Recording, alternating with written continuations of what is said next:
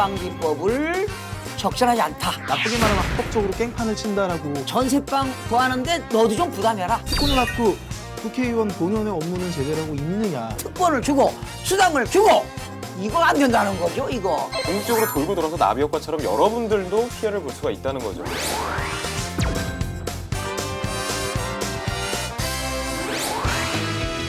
네, 안녕하세요. 한 주간 대한민국에서 발생한 시사 법률 이슈를 다루는 법률 방송의 썬데이로입니다. 저희 썬데이로에 대한 주제를 같이 함께 논의할 두 분 모셨습니다.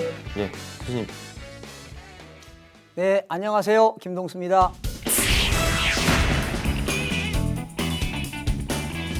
기자님 자리하셨습니다. 안녕하세요. 포커스뉴스의 주영민 기자입니다.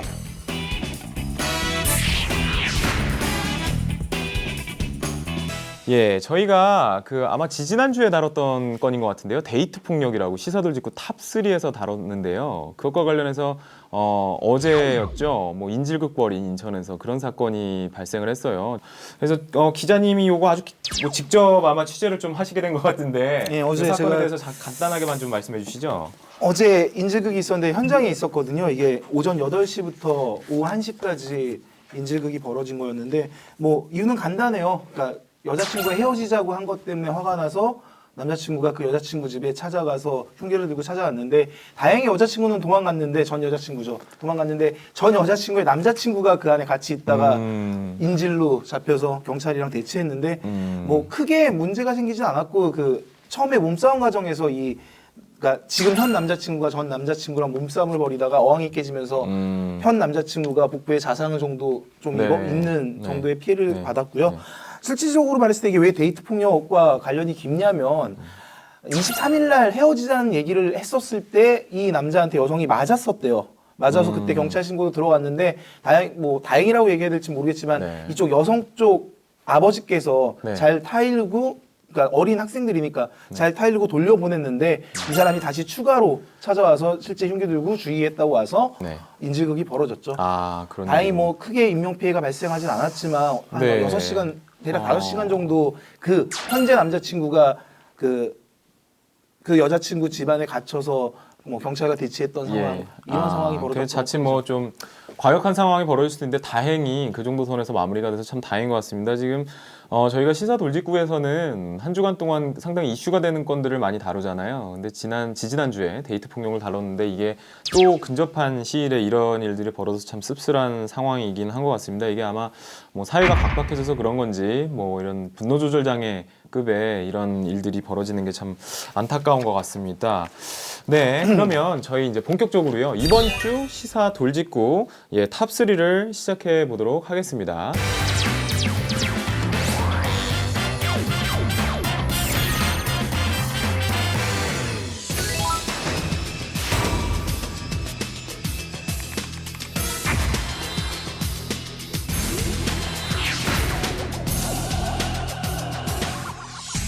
갑질 논란에 대해서 좀 논의를 해보려고 합니다.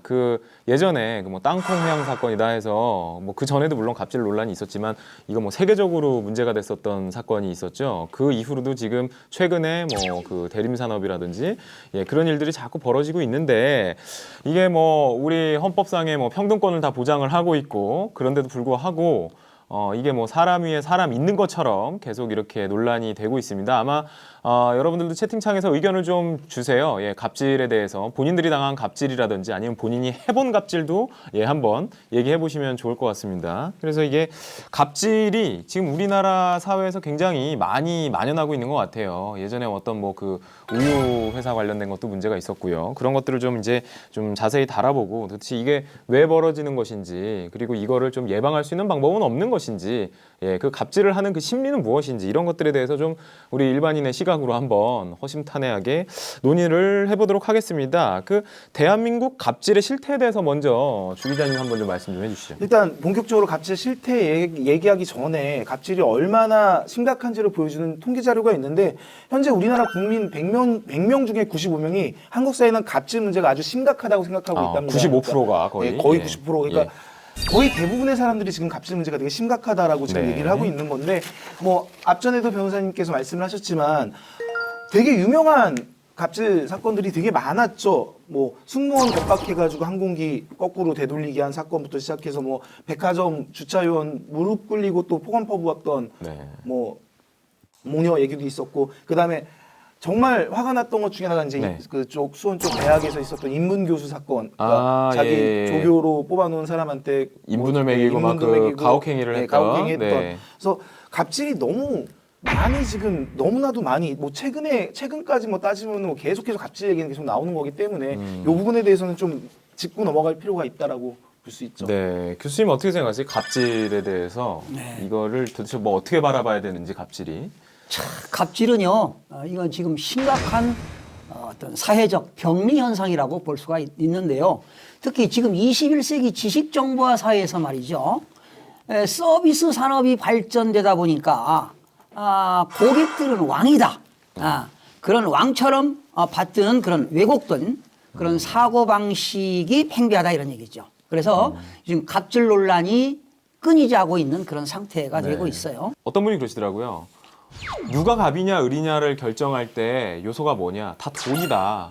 돈을 받는 쪽이 을이다라는 거죠. 예, 그러니까 돈을 버는 쪽이 을이다. 돈을 주는 쪽이 갑이고.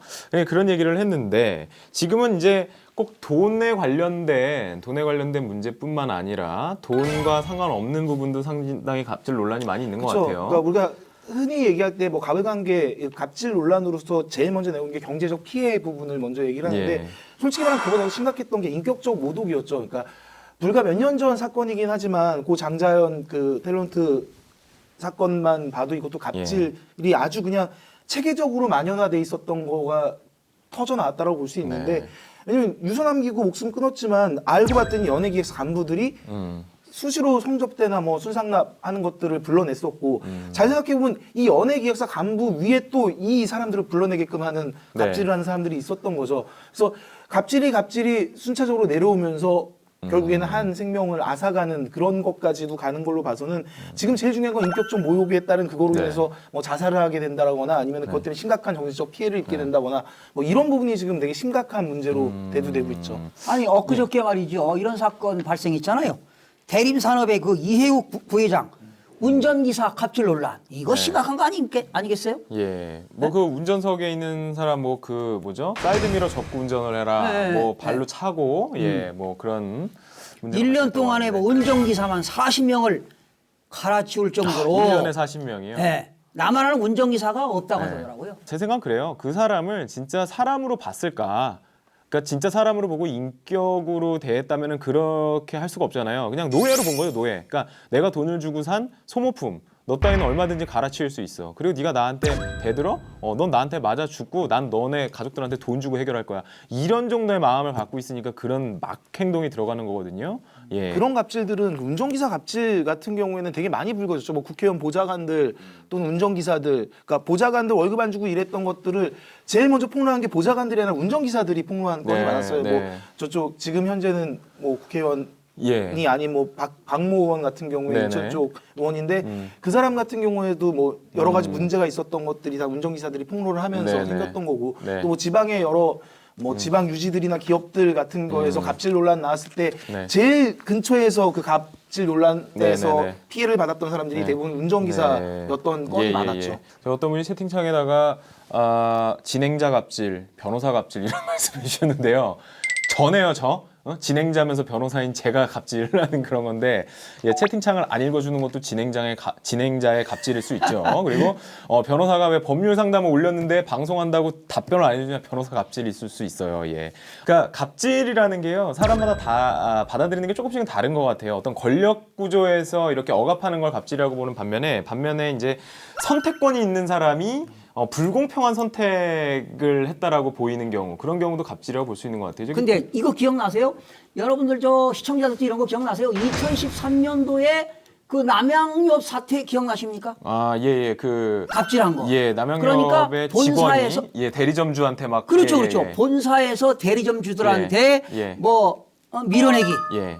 떡값 요구 직원들이 말이죠. 네네. 그리고 공갈 협박 사태. 예. 자 이런 걸로 인해서 여러분 법이 하나 만들어졌어요. 그게 바로 뭐냐?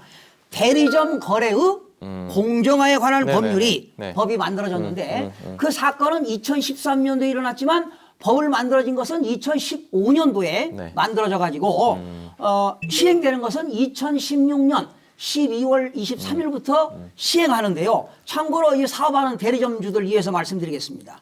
간단하게 얘기할게요. 대리점 거래 공정화에 관한 법률에 의해서 만약에 본사가 대리점한테 판매 목표 강제 행위를 금지한다. 예.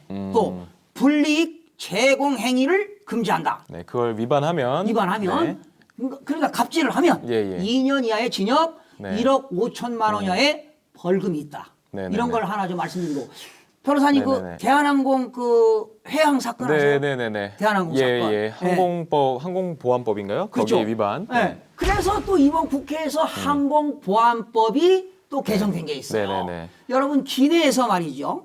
항공 기내에서 네. 운항 중에 항공기 내에서 고성 방가를 하거나 네. 또 소란 행위를 하거나 네네. 술을 마시거나 네. 약물을 복용하거나 또는 사람들에게 어떤 이해를 주는 행위에 대해서는 항공보안법에 아무런 제재가 없었어요. 그 지금 채팅창에 보시면은 그 본본 상공일님이 얘기하신 것처럼 갑질한 사람들은 여전히 자신이 뭘 잘못했는지 모른다. 네. 공개 사과를 하면 뭐하냐. 갑질로 세습된다. 그리고 그 밑에 이베이 판매고님이 법 생겼어도 그런 일들이 계속 벌어지지 않을까 싶은데 저는 저게 참 격하게 동감을 합니다. 그러니까 뭐냐면은 잘못한 사람이 뭘 잘못하는지를 몰라요. 일단 잘못한 사람이 그런 교육을 받지 않았던 거죠. 그러니까 부모도 이미 그런 생활을 분명히 해왔을 거예요. 그럼 누구 보고 배웠겠어요, 그거를? 그러니까 그렇게 하다가 언론에 터지면 예. 아이고 사죄를 하고 말이죠. 정말 잘못됐습니다. 앞으로는 속죄하고 열심히 살아가겠습니다. 이래서는 안 된다는 거죠. 지금 저희가 생각해봐야 될 문제가 이제 네. 지역적으로도 생각해볼 필요가 있어요. 그러니까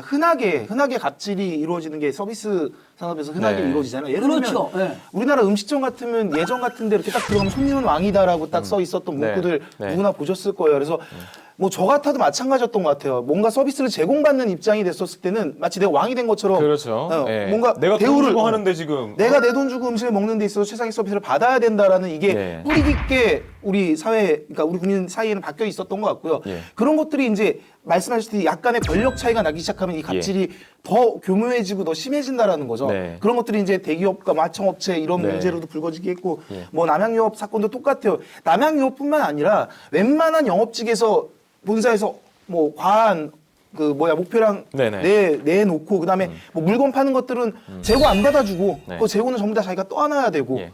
대리점주가 이런 네. 거는 흔했던 거죠. 흔했던 게 이제 운 터지기 좋게도 시작한- 운 좋게도 남양유업 때 터지면서 아 이거 문제 있다라고 예. 지금부터 이제 이거 개선해야 된다 이런 이야기가 나오고 있긴 한데 여전히 지금 다른 뭐 이런 유사 업체들 살펴보고 뭐 날아가 보고 하면 매번 뭐 공정거래위원회에서 적발하잖아요. 하는 거 보면은 네. 뻔한 거예요. 지금도 갑질은 계속되고 있다라고 봐야 되는 그러니까 거죠. 사건이 발생한 후에 법이 만들어진다는 거지. 그럼 교수님 생각에 네. 이 갑질 횡포를 좀 막을 수 있는 방법 방법? 있잖아요. 네. 예, 그런 것 좀 얘기해 주시죠. 전반적으로 교육적이고 경제적이고 그리고 또 법률적이고 네. 그리고 정치적으로 응용해서 어떤 새로운 제도를 만들어야 된다고 저는 말씀드리고 싶습니다. 그러니까 네네네. 쉽게 얘기하면 갑질 논란의 핵심은 불평등에 있는 거예요. 평등하지 못해지는 거죠. 네. 누군가 갑이 되고 누군가 네. 을이 되는 건데 네. 지금 보면 다 힘 있는 사람들이 무제한적으로 자기 권리만 주장하고 그거를 네. 폭력까지 행사하는 모습을 보이고 있는데 되게 신기한 게 최근 조사한 거 보면 노동조합에서도 갑질이 심각하다라는 얘기가 나오고 있어요. 그러니까 노동자의 권리라 권익 네. 보호하기 위해서 만들어진 노동조합 자체가 네. 조합원들과 조합원이 아닌 사람에 대한 네. 갑질하는 부분이 있다. 이게 최근에 고용노동부가 100명 이상의 사업장 가운데 노조를 둔 2,769곳에 대해서 조사를 해봤더니 네. 단체 협약 실태를 조사해보니까 회계법을 위반하고 막 인사경영권을 부당하게 제한하고 막 이런 경우가 생기는 거예요. 반대로 네. 이제 노동조합 힘이 생기니까 사측에 대해서 갑질을 하기 시작하는 네. 건들도 발생하고 오히려 있다는 역으로 거죠. 그렇게 된다? 그러니까 우리가 매번 하는 네. 힘의 균형이 이루어질 때는 네네. 갑질 논란이 없는 것 같아요. 근데 네. 힘의 균형이 어느 한쪽으로만 살짝 기울기 시작하면 그때부터는 네. 이 힘을 더 지금 가진 이제 자의 갑질이 나오는 거죠. 채팅창에서도 얘기가 나오는데요. 루라님, 재래시장 살린다고 대형마트 의무 휴업은 어떻게 생각하십니까? 이 사안도 갑질 논란에서 출발한 사례 아닌가요? 라고 그렇죠. 했어요. 그래서 네. 재래시장을 살린다. 그리고 대형마트가 이제 뭐 그 동네 상권까지 침범을 해서 재래시장 다 죽인다. 그래서 재래시장을 활성화하기 위해서 저렇게 만들었는데 저거를 대부분의 대형마트가 지금 따르고는 있어요. 근데 오히려 이제 늘 대형마트를 다니던 분들은 불편하다는 논의가 나오기도 하고 그래서 누구를 위한 거냐. 그러니까 재래시장 상인들만 편하면 나의 불편은 늘 감수해야 되는 것이냐. 나는 값도 아니고 아무것도 아닌데 왜 나의 선택권을 이렇게 강제를 하는 것이냐. 이런 얘기도 나오거든요. 그거 어떻게 생각하세요, 교수님? 의무휴업제죠. 지금 하고 있어요. 네, 하고 있잖아요. 뭐 이마트라든가 이런 데서 하고 있죠. 롯데마트 뭐 이게 다 닫잖아요. 그러니까 갑질이다라고 얘기하는 좀 어려운 부분이 네. 재래시장 같은 경우, 그러니까 실질적으로 지금 한 달에 한 번 정도 일요일 날 네. 의무수업을 하는 네. 건데 예. 그 부분에 대해서 내가 나는 마트를 가고 싶은데 그 일요일 날 때마침 휴업이어서 나 마트를 못 간다.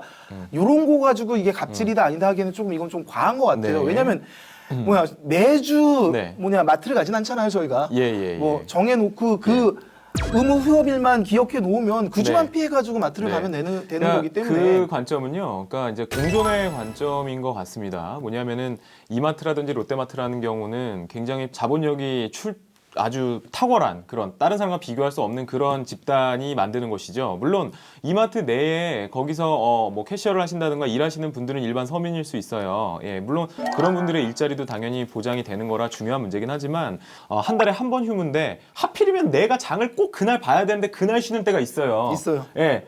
한번 경험이 있으실 거예요. 갔더니 닫았어. 이거 하필은 오늘 닫았어. 그럼 또 재래시장이 밤에 하나요? 안 해요, 또. 맞아요. 예. 그러니까 살 수가 없는 거야. 그러면 결국은 24시간 돌아가는 그런 데 가서 더 비싼 값을 주고 사야 되는 상황이 벌어질 수가 있거든요. 그땐 열받지, 사실 말하면. 이 부분은 그렇게 예. 생각하는 게 맞는 것 같아요. 뭐 갑이냐 을이냐 이런 문제를 떠나서 예. 어쨌든 아까 말씀드린 공생하자라는 입장, 네, 그러니까 네, 전통 네. 상인들도 예. 살아나가야 되잖아요. 그리고 예. 신선식품 정도는 제가 알기로는 신선식품들은 네네. 재래시장이 훨씬 싸요. 예. 발품 파는 게 좀 예. 힘들어서 그럴 예, 뿐이지 예. 뭐 1,000원에 얼마치 살 수 있는 아직 네네네네. 그런 문화들도 있기 네. 때문에 뭐 전통 문화로도 좀 지켜줄 필요가 예. 있지 않을까. 근데 변호사님, 예. 저는 이제 들고. 오늘 이 갑질이 나오다 네. 보니까 네. 우리 모든 인간은 존엄과 가치가 있다고 네. 봅니다. 또 헌법에도 우리 모든 대한민국 국민들은 네. 행복을 추구할 권리가 있어요. 네, 네. 행복 추구권이 있기 때문에 서로 공존 공생하고 네. 정말 인격적으로 예우하고 네. 높든 낮든 지열을 떠나서 네. 직업이 좋은 직업이든 나쁘니 정말 인간을 존중하는 그런 네. 사회가 됐으면 예. 정말 아름다운 사회, 바람직한 사회가 되지 않을까. 네. 우리 헌법상 평등권도요. 같은 것은 같게, 다른 것은 다르게가 평등권의 의미예요. 다른 것을 같게 취급하는 건 아니거든요. 그러니까 아까 그 뭐 대림 산업 그 부분에 있어서도 좀 강력하게 처벌하는 규정이 있어야 되는 게 아닌가 하는 생각을 해봅니다. 그래서 오늘 첫 번째 주제인 갑질 논란에 대해서는 여기까지 마무리를 하고요. 이제 시사 돌직구 탑3 두 번째 주제로 넘어가 보도록 하겠습니다.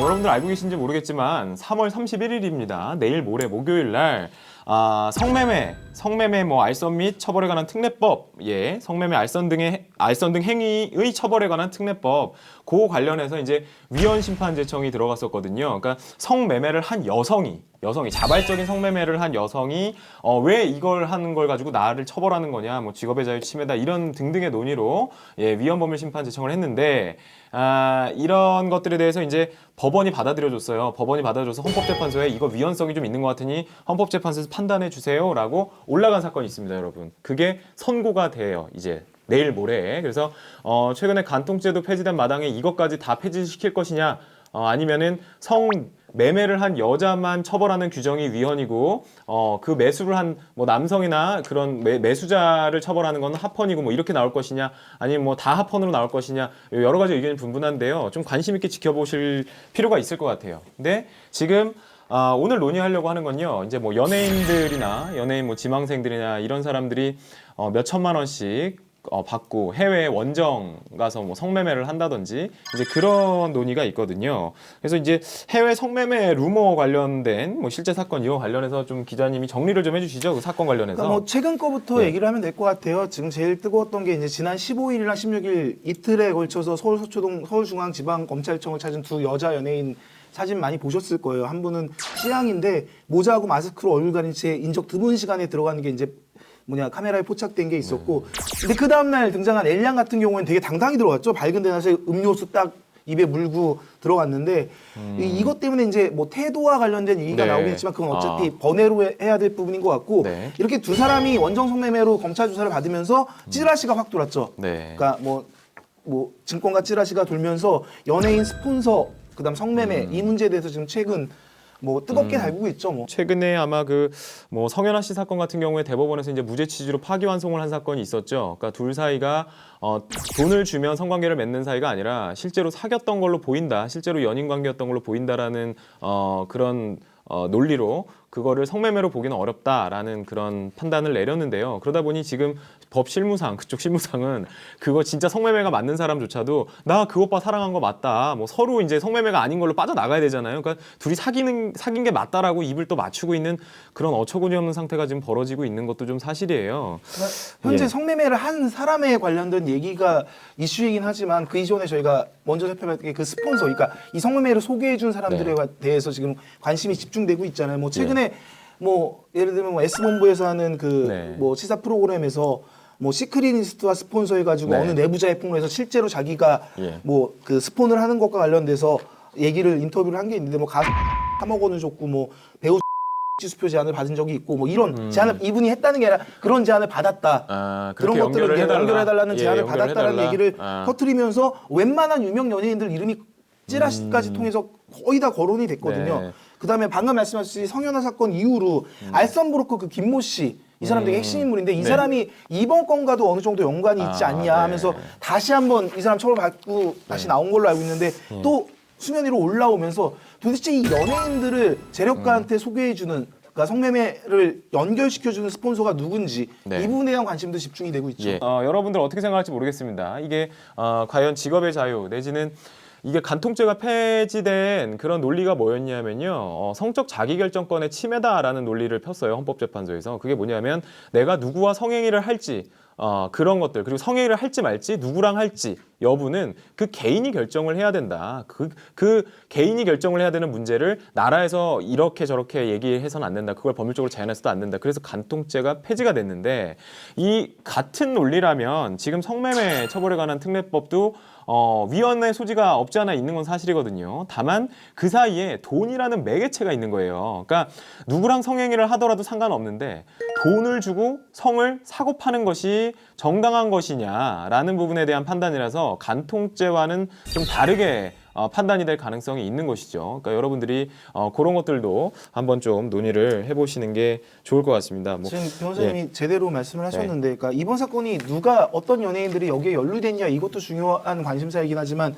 돈 문제가 관련돼 있다는 게 가장 큰 거죠. 뭐 누가 얼마나 이렇게 받았냐, 그다음에 실제로 이런 일을 이렇게 돈 받으면서 이렇게 큰 돈이 오가면서 있을 수 있느냐, 뭐 이런 얘기들이 오가는 거예요. 그래서 도는 얘기들을 종합해 보면 미스 코리아 출신 연기자는 한 번마다 5천만 원을 받고 성매매를 했다. 또 가수에서 연기자로 전향했던 또 한 사람은 뭐 3천만 원으로 돼 있다. 또 금액이 좀 낮은 사람은 뭐 700만 원이다. 그러니까 이 액수가 되게 크잖아요. 저희가 알고 있던 일반적인 그 액수를 훨씬 벗어나는 액수로 원정해서 그것도 우리나라에서 하면 걸릴까봐 해외로 나가서 성매매를 하고 있다. 이런 것들이 지금 관심에 집중이 되고 있는 것 같아요. 또 이렇게 금액 자체가 크고 연예인은 또 동경의 대상이잖아요. 일반 사람들이 만나고 뭐 쉽게 사귀고 할 수 있는 분이 아니다 보니까 그런 사람이 아니다 보니까 과연 이런 사람들과 성매매를 하는 사람들은 누굴까? 그렇죠. 이런 거에 보통 관심이 사람들은 아닐 거라고 봅니다. 집중이 되는 거죠. 네네. 뭐 교수님 어떻게 생각하세요? 이 부분에 대해서 그냥 뭐 성매매를 의견. 국내에서 했던 해외 원정을 했던 간에 현재 법에서는 성매매, 알선 등 행위 처벌에 관한 법률이 있습니다. 그런데 일반적으로 그냥 성매매, 알선만 했다? 그러면 3년 이하의 징역, 3천만 원의 벌금이고요. 만약에 성매매를 하는데 어떻게 영업적으로 했다?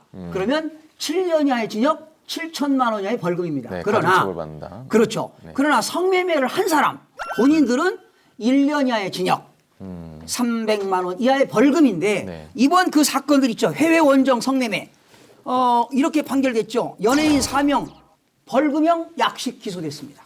성매매가 합법인 나라들이 몇 군데 있습니다. 뭐 네덜란드라든지 몇 군데가 있는데 거기가 합법이니까 내가 거기서 성매매를 하면은 나는 괜찮겠지라고 생각하시면 안 됩니다. 예, 카지노 가서 일정 뭐 액수 이상 일시적 오락을 넘는 정도의 도박을 하면 처벌받는 것처럼요. 해외에서 성매매가 합법이라고 하더라도 우리나라 사람이 거기 가서 성매매를 하게 되면 그건 불법이에요. 그걸 속인주의라고 합니다. 그러니까 우리나라 대한민국 국민이라면 대한민국 형법에서 하지 말라고 하는 것들, 그런 것들은 남의 나라 가서도 해서는 안 되는 그런 거예요. 그러니까 그 나라에서 처벌을 안 받는 것뿐이지 그게 밝혀지면 우리나라에서는 처벌을 받게 됩니다. 여러분 아시겠죠? 만약에 아까 미스코리아가 성매매를 해서 5천만 원 받았다. 네. 그런데 성매매로 걸렸다. 네. 그럼 5천만 원 받은 거 다 몰수입니다. 그렇죠. 몰수야, 예, 몰수 몰수. 추징하도록 네. 되어 있습니다. 몰수입니다, 예, 그 몰수. 범죄 수익이라 예. 몰수당하고 망신당하고 네. 참 그렇습니다. 핵심은 거기 있는 것 같아요. 지금 예. 우리가 계속 하는 얘기인데 지금 물질만능주의가 되게 팽배해진 거죠. 이제 네. 돈으로 할 수 있는 것들이 너무 많아졌다라는 거고 돈이 넘쳐나는 사람들 입장에서는 원정 성매매든 뭐 연예인과 성매매를 해서 매수를 하든 네. 뭐 이런 것들까지도 감히 생각해 볼 수 있을 정도로 부가 좀 편중된 게 아닌가 이런 생각도 해볼 수 있을 예. 것 같고요. 근데 되게 신기한 것 중에 하나 뭐냐면 이분들이 항상 그 처벌과 관련된 부분과 그러니까 처벌로 네. 갔을 때 그 처벌 자체가 그렇게 강하진 않는다라는 네네. 거예요. 그러니까 뭐 네. 아까 다 약식 기소했다라고 얘기하는 것처럼 예. 뭐 실제 재판으로 넘겨지지 않고 그냥 예. 뭐야 벌금형으로 처벌을 받는다거나 네. 뭐 이런 정도인데 또 반대로 얘기하면 이런 것까지 처벌을 강하게 할 수 있느냐 없느냐 이 문제도 좀 논란이 네. 될 것 같아요. 네. 법적으로 네. 이런 것들도 강력하게 처벌을 해야 되는 거냐 아니면 이런 것들은 그냥 그래도 어느 정도 개인적인 사생활 문제도 얽혀져 네. 있는 부분이 있을 네. 테니까 네. 뭐 그런 부분에 대해서는 좀 처벌이 약한 게 맞냐 뭐 이런 네. 부분에 대한 논의도 사회적인 논의가 좀 필요하긴 하죠. 이게 참 어려운 부분이에요. 뭐냐면은 법이나 제도로 이거를 완벽하게 잡는 것이 쉽지는 않아요. 그러니까는 예전에 뭐 사창가라고 불리는 지역들을 다 허물어 가지고 그런 일을 못 하겠더니 강남 일대 어떤 오피스텔이나 이런 데로 다 숨었단 말이에요. 그래서 오히려 그걸 잡아내기가 더 어려운 형국이 됐죠. 그러면 그걸 또 잡는 행위를 하게 되면 더 어렵게 바뀌게 될 거예요. 그러니까 뭐 어떤 분이 그러더라고요. 동서고금을 막론하고 그런 성매매가 없었던 적이 없었다. 그러니까 인류사에 없어질 수가 없는 것 중에 하나가 성매매다라는 얘기를 하시는데 그 논리 자체가 그러니까 옛날부터 있었고 앞으로도 계속 있을 거니까 이걸 합법화하자는 논리는 조금 어폐가 있는 것 같아요. 제 생각에는.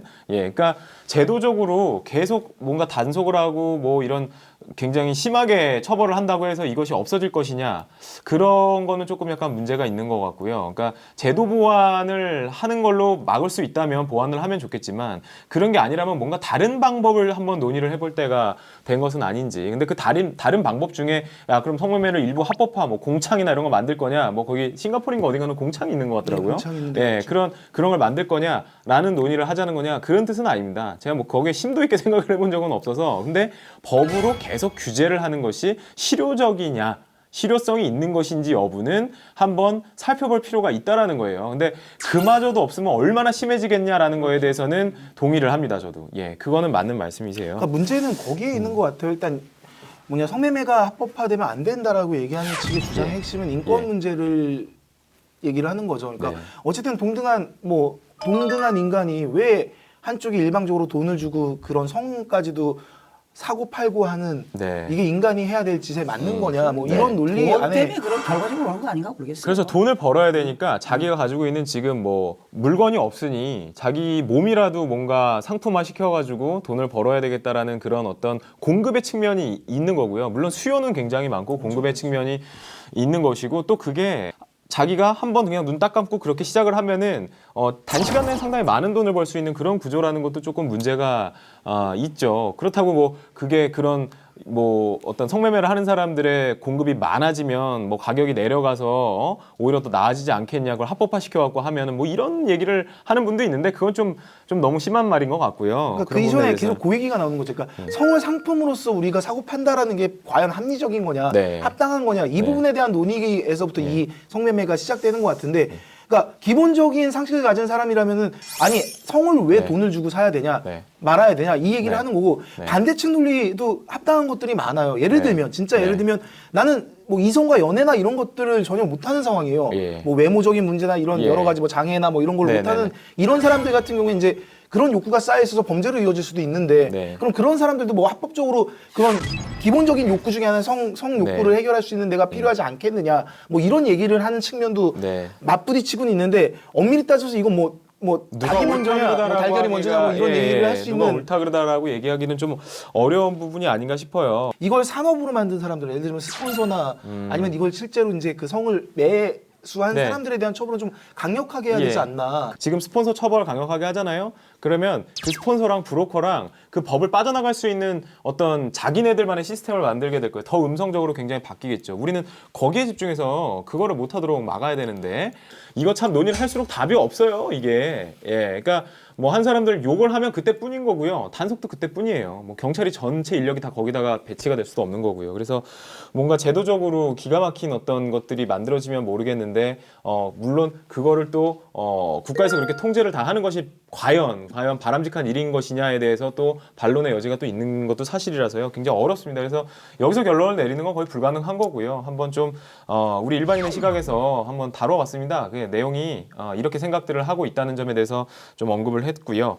자, 그러면 이제 여기까지 하고요. 두 번째 주제는 이제 세 번째 주제에 대해서 논의를 하겠습니다.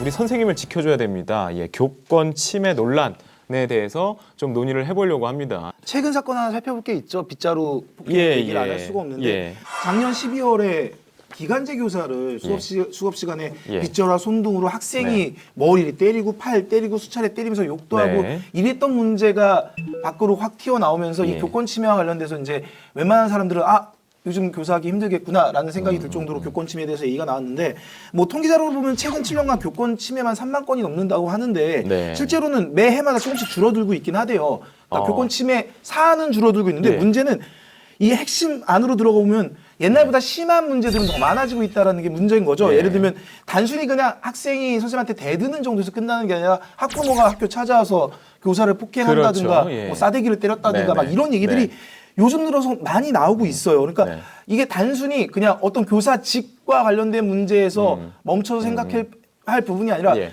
교육은 백년지 대계라고 하는데 그 교육을 예. 책임지는 교사 자체가 선생님이라고 불려지는 이분들 예. 자체가 스스로도 내가 교사하는 게 맞아라고 생각할 정도로 교권이 되게 침해를 받고 있다. 네. 이 부분에 대해서는 좀 생각을 해봐야 되지 않을까 싶어요. 네. 이 서양에 알베르 까미라는 학자가 있는데요. 네. 스승은 운명이다. 음. 라고 말했어요. 바로 어떤 스승을 만나느냐에 따라서 네. 그 삶이 운명처럼 예. 지어질 만큼 네네. 소중한 것을 이 학자가 역설했거든요. 스승이 매우 중요하다. 그러니까 예, 당연히 권리가 있고 뭐라고 했죠? 권위가 있죠, 권위. 권위가 있어야 되죠. 예. 채팅창 보니까 선생님이 어떤 선생님인가에 따라서 정말 학생의 행동이 달라지기도 하고 어떤 학생을 만나냐에 따라서 예, 선생님도 달라지겠죠. 물론 선생님이라는 직위 때문에 책임감을 물어야 하는 부분이 있지만 너무 법적인 규제가 강해지면 하면서 이제 의견을 주셨어요. 선생님도 정신적인 스트레스가 장난이 아니다라는 말씀 주셨는데 예, 대단히 좋은 말씀이신 것 같습니다. 정말 슬픈 얘기를 예. 하나 하자면은 이 빗자루 폭행 사건은 핵심이 이것도 엄밀히 따지면 갑과 을 관계가 되게 묘하게 얽혀 있어요. 예를 들면 이 폭행을 당했던 교사 자체가 기간제 교사예요. 그러니까 예를 들면 정식 교사가 아닌 거죠. 정식 교사가 아니다라는 맹점이 있었고 네. 오히려 이 교사 같은 경우에는 학생들 처벌을 전혀 원하지 않았어요. 네. 이 사건이 밖으로 알려지면서 이제 교육청이나 뭐 그렇죠. 사회에 알려지면서 이 그렇죠. 처벌 예. 수준이 점점 높아진 것뿐이지 실질적으로 이 교사 자체는 내가 그런 폭행을 당했음에도 불구하고 자기 위치가 기간제 교사거든요. 네. 애들은 선생님한테 되게 폭력도 행사하고 네. 힘들게 싸가지 없는 행동을 네. 보였지만 막상 이 교사는 되게 위축돼 있었단 말이죠. 네. 그런 일을 당했음에도 불구하고 처벌을 원하지 않고 네. 오히려 자기 삶 먼저 생각해야 되는 그런 위치에 있었다는 거. 그럼 교수님 생각하시기에 이런 교권 침해 도대체 우리 때는 상상도 못했던 일들이 마구잡이로 벌어지고 있는데 이제는 걷잡기도 어려운 수준이 됐다는 거예요. 뭐 특별법을 백날 만들어봤자. 근데 이게 원인이 어디에 있다고 보시는지요? 원인은 저는 이렇게 봅니다. 학부모들한테도 책임이 있다는 거죠. 네, 학부모. 학부모가 아이들이 과거에는 아이들이 많았잖아요. 예. 자녀들이. 예. 그런데 요즘은 하나 키우다 하나. 네. 그러니까 내 자식 오야 이렇게 키우다 보니까 네. 아이가 학교에서 맞고 왔다? 너 누구한테 맞았어? 나도 안 때리는데? 그렇지. 네, 나도 안 때리는데. 부모도 안 때리는데 왜 선생이 우리 애들 때리냐 말이야. 네, 그리고 네, 네. 학부모가 선생님한테 그냥 막 난리를 치는 거 학교 가가지고 네, 네. 교장 선생님 나와라 예. 말이야. 우리 어느 네. 선생이 우리 아이를 때렸다 말이지. 네. 막 이렇게 윽박을 지르니까 네.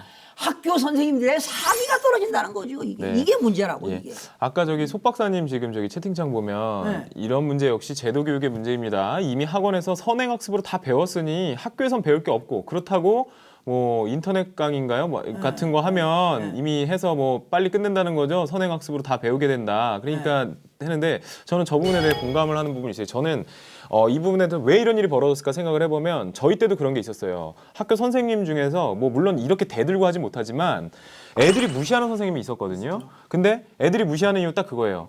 저 사람은 내가 갈 수 있는 대학보다도 후진대학교의 교대를 나왔어, 일단 첫 번째. 그리고 우리 반에 1등 하는 애보다 수학 선생님이면 수학 선생님이 뭐 어디 다른 데 나왔고 얘는 서울대 가랬는데 나보다 수학을 못해요, 선생님이, 수학 선생님이. 그래서 우리 반에도 그런 적 있어요. 수학 1등 하는 애한테 얘는 선생님한테 너는 나보다 수학을 잘하니까 넌 내 시간에 잠을 자든 뭐 밖에 나가든 내가 관여하지 않겠다 이런 얘기를 아예 공언을 했어요, 애들 앞에서. 그러니까 그 시간에는 얘가 훨씬 더 뛰어난 거죠, 사실. 선생님보다 뛰어난 학생이 있으니까 선생한테 내가 뭘 배우겠냐는 거예요. 물론 대다수의 학생은 그 선생님보다 못하지. 근데 잘 생각해보면 원인이 있어요. 그러니까 원래 우리 교육 자체가 아까 저기 말씀하셨던 것처럼 교육 자체의 방법론적인 측면이 상당히 안 좋긴 했었어요. 왜냐면 군대식 문화를 그대로 가져와서 학교가 운영됐잖아요. 왜냐면 군대에서 하던 걸 그대로 학교에서 했어요. 예, 예를 들면 맞아요. 아침에 뭐 조회를 하고 아니면 그렇죠. 국기에 대한 경례를 예, 하고 맞습니다. 뭐 줄 서서 들어가고 네. 그다음에 체벌은 뭐 흔하게 이루어졌었던 거죠. 네, 학교에서. 그래서 네. 강압적으로 아이들을 뭐 그러니까 예를 들면 아이들을 훈화시키는 데 있어서 네. 말로써 뭐 어떤 교육적인 뭐 철학이나 이런 걸 갖고 훈화시키는 게 아니라 네. 일단 강한 폭력을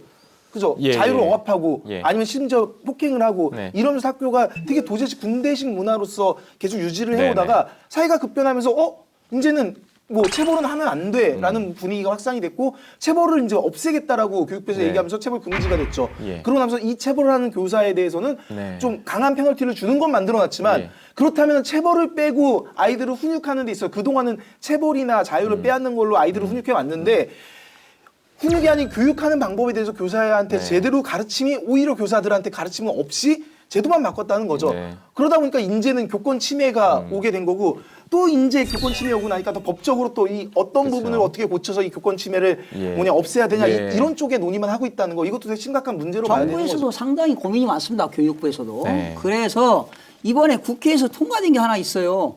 예. 작년 2015년 12월 30일 통과된 게 교원 지위 향상을 위한 특별법. 아까도 어떤 분이 특별법 얘기를 했는데 교원 지위 향상을 위한 특별법이 작년에 일부 개정돼 가지고 시행은 2016년 8월 4일부터 시행하는데 자, 학부모 학생들 한번 들어보세요.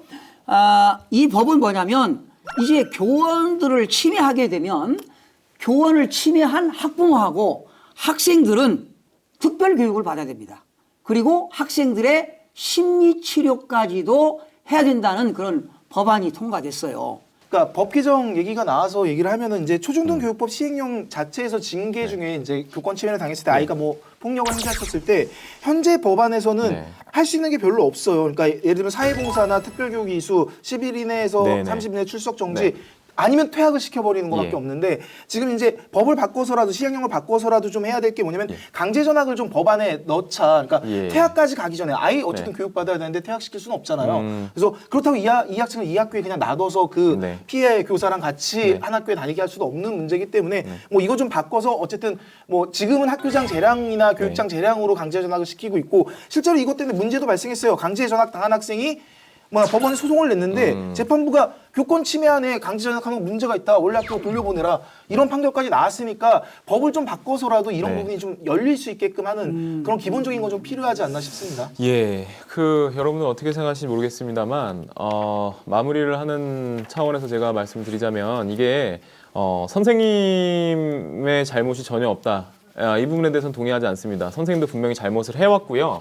지금도 하고 있는 건 사실이에요. 그리고 그거에 대응하는 방식에 있어서 과거에 비해서 좀 더 과격해진 건 사실이죠. 그러니까 학부모가 됐든 학생이든 이제 이게 좀 과도기적인 현상인 것 같습니다. 여기서 우리가 좀 지혜롭게 잘 절충을 해서 넘어가야 되는 그런 이슈라고 생각이 들어요. 그러니까 선생님이라는 자리는 누군가를 교육하고 가리키는 자리죠. 그 선생님이 어떻게 보면 애들의 미래가 될 수도 있는 거예요. 그 선생님한테 뭐를 배우냐에 따라서 그런 부분에 대해서 선생님들이 상당히 고민을 많이 해주셔야 될 것 같고 배우는 입장에서도 그런 선생님들이 충분히 선생님의 역할을 잘 할 수 있도록 너무나도 이런 그 권위를 떨어뜨리게 되면 선생님 자체도 굉장히 김 빠져서 강의하거나 교육을 하기 어렵잖아요. 그러니까 서로 좀 뭔가 으쌰으쌰 하면서 교육을 받고 하는 그런 문화가 좀 자리 잡았으면 좋겠습니다.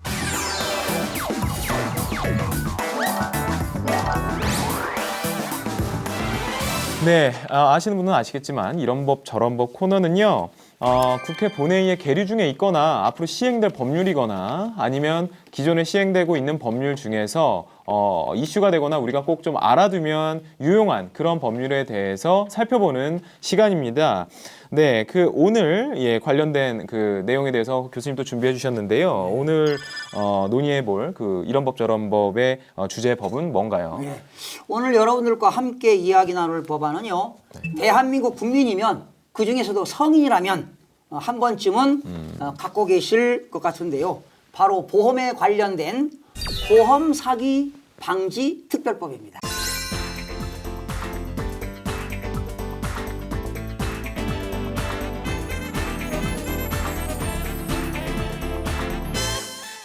제가 신문 기사나 이런 데 보니까 여러 가지 유형의 이제 보험 사기들이 막 진화하고 있어요. 근데 작년 한 해만요. 보험 사기로 적발된 액수가 사기치려다 실패한 액수죠. 그게 6,500억 원이랍니다. 6,500억 원이요. 이게 여러분들이 잘 생각하셔야 되는 게 야, 난 보험 들지도 않았는데 뭐 어때? 라고 생각하시면 안 돼요. 내가 낸 보험금이 엉뚱한 데 쓰여갖고요. 실제로 진짜 피해 보상을 받아야 될 사람이 제대로 못 받게 되는 현상이 벌어져요. 보험 사기가 많아지면. 그래서 반드시 이걸 처벌을 해야 되는 어떤 필요성이 있는 것인데요. 그 보험 사기 방지 특별법에 대해서 해당 내용에 대해서 조금 얘기를 좀 해주시죠, 교수님이. 보험회사도 보험 사기로 돈이 나가기 때문에 네. 결국 보험료가 인상될 거 아니겠어요? 네네. 인상되면 누가 손해입니까? 일반 국민들이 당연히 국민들이 다 예, 손해거든요. 손해보겠죠. 예. 예, 그래서 이 법이 지금 만들어졌는데요. 네. 19대 때 통과가 이미 됐으니까 통과가 됐고. 통과가 됐고 공포일만 이제 안정하고. 공포만 이제 며칠 안 예, 남았어요. 예, 알겠습니다. 그러니까 앞으로 한 6개월 후에는 실시가 될 것 같아요. 네네네. 기자님, 이 보험 사기 그 관련해서 좀 사례 아시고 계신 거 있으면 좀 얘기를 해주시죠. 폐차 의뢰가 온 차가 아직 보험 기간이 남아 있다라는 걸 안 예. 상황에서 가짜로 사고가 난 것처럼 아직 보험 기간 남았으니까 짜고 보험료 네. 받고 그다음 폐차를 시켜버리는 네. 이런 방법까지도 등장을 해서 깜짝 놀라게 했는데 네. 뭐 참고로 지난해 얘기인데 지난해 2015년 5월 달쯤에 이제 보도가 됐던 내용인데 필리핀에서 죽은 동생 사망 진단서를 가지고 그걸 위조해서 보험금을 타내려고 했었던 현직 보험 설계사가 걸려든 게 있어요. 보험에 그러니까 대해서 대단히 잘 아시는 분이 또 그런 거를 하네요. 뇌졸중으로 예. 동생이 죽었는데 필리핀에서 네. 죽었어요. 근데 네. 그래서 필리핀 가가지고 사망 진단서를 위조할 수 있다라는 너무 예. 쉽게 위조할 수 있다라는 거 알고 있었던 이 사람이 예. 그걸 위조해가지고 보험을 받을 수 있게끔 자기한테 그래서 실제로 한 6억 2천여만 원의 보험금을 청구를 했고 네. 실제로 2억 3천만 원을 받았다고 하더라고요. 그래서 보험 사기는 되게 흔하게 일어나고 있고 되게 뭐 진화라고 얘기할 필요도 없는 것 같아요. 그냥 너무 쉽게 이루어지고 있었던 게 사실인 것 같아요. 그것을 이제 우리는 보험 사기 행위라고 하죠. 네, 자기 그 부인 명의로 그 아마 생명보험을 들어놓고서요 졸음운전을 한 척을 하고 갓길에 세워져 있는 트럭에다가 자기 와이프가 앉아 있는 이 조수석 자리만 세게 들이박은 거예요. 그래서 그 자리에서 즉사를 했어요. 심지어 그 아마 와이프가 임신을 하고 있는 상태인데 그 자리에서 아마 즉사를 시켰을 거예요. 그러고 나서는 그냥 묻히는 것처럼 보였는데 그 담당 형사가 그냥 이게 졸음운전으로 인한 거구나 그냥 그렇게 생각을 했는데 CCTV 분석을 해보니까 갑자기 충돌하기 전에 차가 가속이 되더라는 거죠. 그러니까 졸음운전을 할 때 물론 이게 밟혀서 그럴 수도 있는데 좀 이상하다. 그래서 이거 혹시 보험 사기 친 거 아니야? 라고 해서 보험을 따봤더니 여전히 그런 게 있어서 수사해갖고 자백을 받아갖고 아마 구속을 시킨 그런 사례들이 있을 정도로 보험 사기는 사실 이게 정말 물질 만능주의의 폐해 중에 하나가 이게 대표적인 사례가 아닌가 싶어요. 그러니까 그렇게까지 잔인하게 돈을 타먹기 위해서 하는 사례들도 있다라는 거죠. 근데 어떤 분이 법을 네. 만들면 뭐하냐? 법을 안 지키는데 네. 그래서 이렇게 보험 사기가 나오기 때문에 보험 사기 방지 특별법이 만들어진 거예요. 더 세게 어떤- 처벌하는 거 왜 지금 방법이 없으니까. 그렇죠. 예. 별도의 법률을 만들어 처벌하는 건데. 그렇죠. 근데 그 말씀 맞으세요. 그러니까 법을 만들면 뭐예요? 우리가 뭐 도로교통법이 없어갖고 무슨 뭐 그 뭐죠? 신호위반하고 음주운전하고 뭐 이런 사람들 왜 나오겠어요? 그 법이 없어서 나오는 게 아니잖아요. 예. 그런데 그 부분 생각할 수 있죠. 아주 강력하게 처벌을 하지 않다 보니까 이게 네. 계속 만연된 게 아니냐. 네. 뒤늦었지만 어쨌든 아주 강하게 처벌할 수 있는 법이 생긴다는 거는 그래서- 반겨야 될 문제인 것 같고요. 그러니까 이게 잘 와닿지 않으셔서 그런 것 같은데 와닿게 얘기를 하면은 연간 보험 사기 규모를 지금 뭐 보험연구원에서 따져보면 3조 4천억 원 정도라고 2010년에 추산을 했대요. 그럼 지금 한 4, 5년 지났으니까 이거보다 더 많은 보험 사기 규모가 있을 거라고 볼 수 있고 그 당시에 따졌을 때 국민 1인당 7만 원씩 뺏기는 거고 월에 네네. 그다음에 가구당 20만 원을 매년 보험료로 추가로 부담을 하게끔 만든 게 예. 보험 사기였다라는 거. 그러니까 내가 지금 보험 들 때 내 보험료 안에는 이미 사기 쳐가지고 다른 사람한테 간 돈만큼의 보존된 액수를 내가 내고 있다라는 거. 이렇게 네. 생각을 하시면 이게 정말 심각한 범죄구나. 네. 나도 지금 피해를 받고 있구나. 내가 보험 네. 드는 순간 그 보험을 드는 순간 나도 피해자가 되는 거예요. 왜? 그래서 이제 이번에 보험 사기 그 특별법이 예. 보험 사기죄는 10년 이하의 징역, 네. 5천만 원의 벌금 뭐 이런 게 있고요. 예. 변호사님 알다시피 예.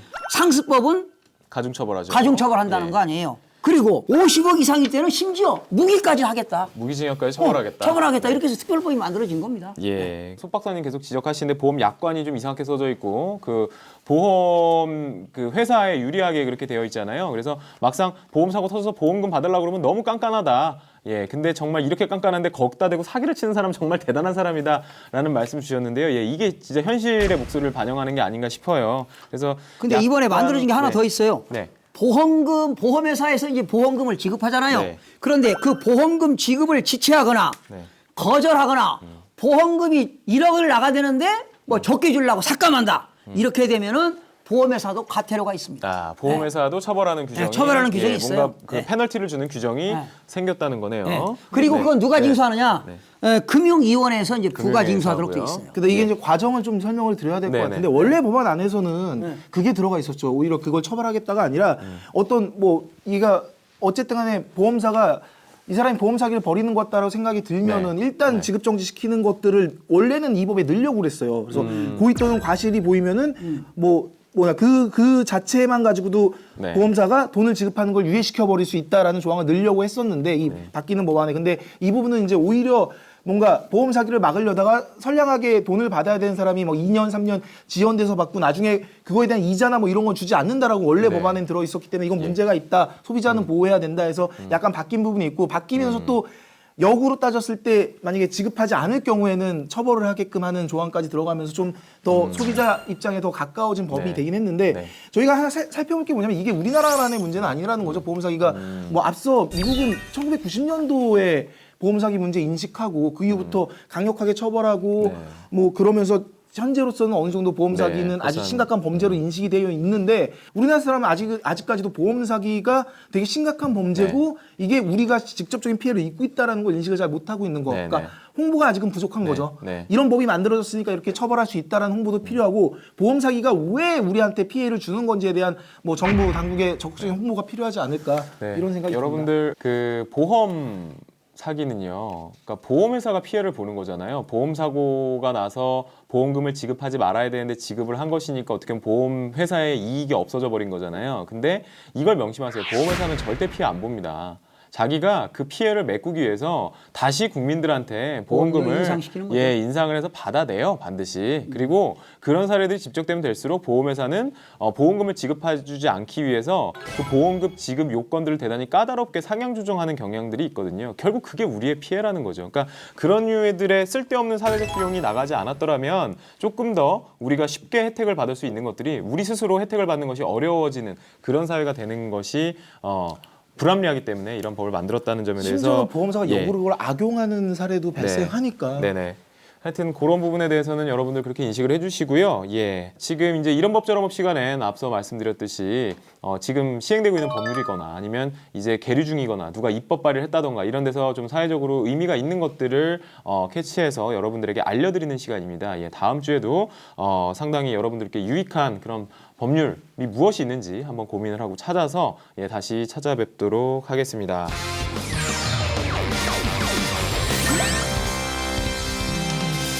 썬데이로 두 가지 코너가 다 마무리가 됐습니다. 항상 이제 매주 저희들이 주제 선정을 하는데 저희들만의 주제 선정은 아닌가 하는 고민을 항상 하게 됩니다. 그래서 여러분들과의 소통이 상당히 중요해요. 그러니까 법률 방송 게시판, 법률 방송의 그 홈페이지에 들어오시면 썬데이로 관련된 게시판이 있거든요. 거기에 관련 주제나 방송에서 다뤄줬으면 좋겠는 그런 주제 법률 관련 주제 이런 것들을 올려주시면 저희가 적극 반영하도록 하겠습니다.